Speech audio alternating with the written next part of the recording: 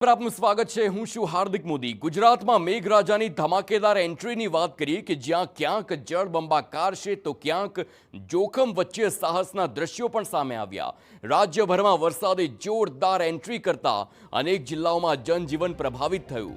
અમદાવાદમાં થોડા જ વરસાદમાં અનેક રસ્તાઓ પાણીમાં ગરકાવ અને તેના કારણે વાહન ચાલકો તેમજ સ્થાનિકોને ભારે હાલાકીનો સામનો કરવો પડ્યો।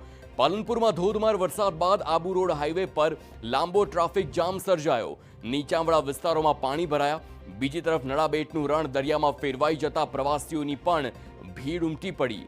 સુરક્ષાને ધ્યાનમાં રાખીને પોલીસ અને જીઆરડી દ્વારા ચુસ્ત બંદોબસ્ત ગોઠવવામાં આવ્યો। આ દરમિયાન ડાંગમાં પણ નદીના ધસમસતા પ્રવાહમાં કેટલાક યુવકો જીવના જોખમે રિવર રાફ્ટિંગ કરતા જોવા મળ્યા।